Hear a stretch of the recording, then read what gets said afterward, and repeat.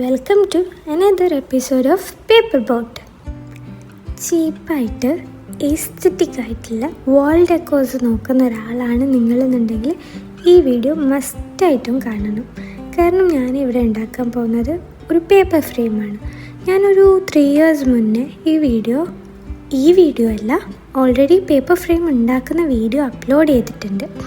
പക്ഷേ അത് കാണാത്തവർക്ക് വേണ്ടിയിട്ട് ഒന്നും കൂടെ ഞാൻ ആ പേപ്പർ ഫ്രെയിം ഉണ്ടാക്കുന്നത് അപ്ലോഡ് ചെയ്യാണ്.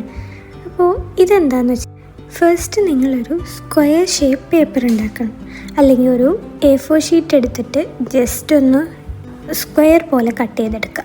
അതിനുശേഷം അതിൻ്റെ 4 സൈഡിലും 1 centimeter ഗ്യാപ്പിലുള്ള 4 ലൈൻസ് വെച്ച് വരയ്ക്കുക. അതിനുശേഷം ഈ 4 ലൈൻസും മീറ്റ് ചെയ്യുന്ന കോർണേഴ്സ് കട്ട് ചെയ്തെടുക്കണം. അപ്പോൾ ഇതുപോലെ ഉണ്ടാവും നിങ്ങളുടെ പേപ്പർ. നിങ്ങൾ ആ പേപ്പേഴ്സിൻ്റെ കോർണറെല്ലാം കട്ട് ചെയ്തതിൻ്റെ ശേഷം പിന്നെ ഒരു 1 centimeter കൂടെ എല്ലാ സൈഡിൽ നിന്നും ഇതുപോലെ വരച്ചു കൊടുക്കുക. അതിൻ്റെ ശേഷം അതിൻ്റെ ഫസ്റ്റത്തെയും 3ാമത്തെയും ലൈൻസിൻ്റെ ഇടയിൽ ഇതുപോലെ ലൈൻസ് വരച്ചു കൊടുക്കുക, ക്രോസ് ആയിട്ട് ഡയഗണലി. എന്നിട്ട് ആ ഒരു ഭാഗം അങ്ങനെ കട്ട് ചെയ്തെടുക്കണം. അപ്പോൾ നമ്മളൊരു ബോട്ടിൻ്റെ താഴ്ഭാഗം പോലെയുള്ള ഒരു ഭാഗം കട്ട് ചെയ്തെടുക്കുക.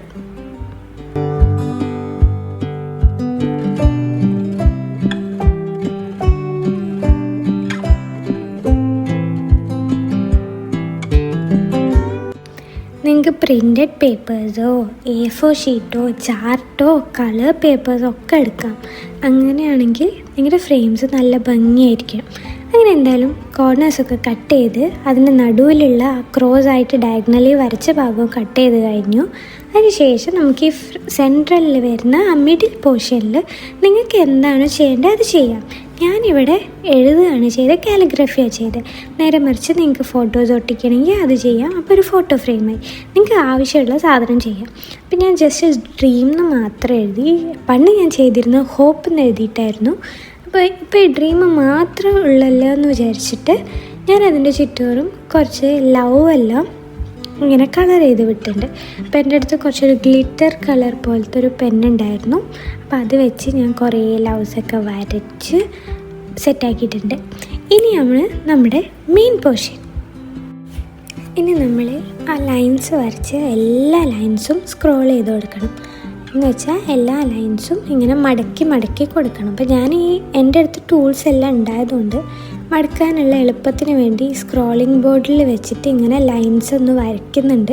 അതാകുമ്പോൾ പിന്നെ എനിക്ക് കൈകൊണ്ട് ഓരോന്നും ഇങ്ങനെ മടക്കി ഫോൾഡ് ചെയ്യേണ്ട ആവശ്യമില്ല. ഫോൾഡ് ചെയ്യണം എന്ന് വെച്ചാൽ ഓരോ ലൈനിൻ്റെ ഇടയിലും ആ ഒരു മടക്ക് വരുത്തേണ്ട ആവശ്യമില്ല.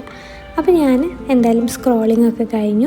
സ്ക്രോളിംഗ് എല്ലാം ചെയ്തതിൻ്റെ ശേഷം ഇതാണ് നമ്മളെ ഫ്രെയിമായി വരുന്ന ഭാഗം. ഇതുവരെ നമ്മുടെ കയ്യിലുള്ളത് ഒരു പേപ്പറാണ്.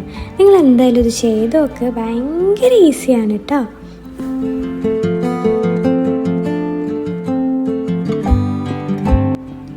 ഇനിയിപ്പോൾ ഫോൾഡ് ചെയ്ത് നമ്മളവിടെ ഒട്ടിച്ചു കൊടുക്കണം.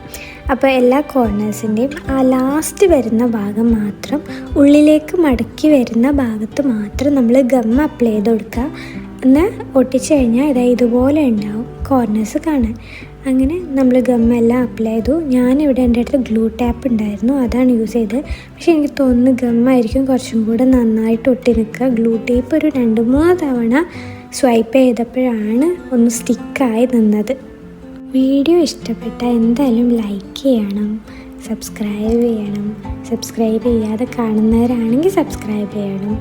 എന്നാലേ എനിക്കിനി ഇങ്ങനത്തെ വീഡിയോസൊക്കെ ഇടാനുള്ളൊരു മോട്ടിവേഷൻ ഉണ്ടാവുള്ളൂ. അതുകൊണ്ടാണ്. അപ്പോൾ നമ്മളെന്തായാലും സൈഡ്സ് എല്ലാം ഫോൾഡ് ചെയ്തു.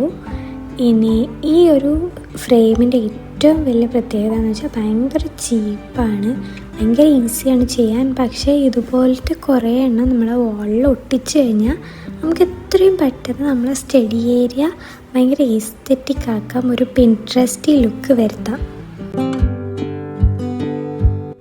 ഞാൻ ഇന്ന് ഈ ഒരൊറ്റ എണ്ണ ഉണ്ടാക്കിയിട്ടുള്ളൂ. പക്ഷെ ഞാൻ വിചാരിക്കുന്നത് ഇതുപോലെ പല കളേഴ്സിലും പ്രിൻറ്റഡ് പേപ്പേഴ്സിലും എല്ലാം ചെയ്തിട്ട് എൻ്റെ ഒരു സ്റ്റഡി ഏരിയൻ്റെ കോർണറിൽ ഇതും ഫുള്ളായിട്ട് സ്റ്റിക്ക് ചെയ്ത് നല്ല ഭംഗിയാക്കി വെക്കണം എന്നാണ് വിചാരിക്കുന്നത്.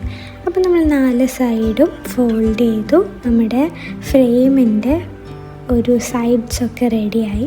എന്നാലും ഈ സൈഡ്സ് ഇങ്ങനെ തുറന്ന് വരാനുള്ള ഒരു ചാൻസ് ഉള്ളതുകൊണ്ട് നമ്മൾ നോർമൽ ട്രാൻസ്പെറൻറ്റ് സെല്ലോ ടേപ്പ് വെച്ചിട്ട് അതിൻ്റെ 4 കോർണേഴ്സ് ഇങ്ങനെ ഒട്ടിച്ച് കൊടുത്തിട്ടുണ്ടെങ്കിൽ നല്ല ഈസി ആയിട്ട് അതവിടെ നിന്നോളും. ദൂരെ നിന്ന് കണ്ടു കഴിഞ്ഞാൽ എന്തായാലും ഒരു വൈറ്റ് ഫ്രെയിമാണെന്നേ വിചാരിക്കുകയുള്ളൂ. ഒരിക്കലും ഇത് പേപ്പറാന്ന് തോന്നില്ല. അടുത്ത് പോയി കഴിഞ്ഞാൽ ഇത് പേപ്പറാന്ന് മനസ്സിലാവുള്ളൂ.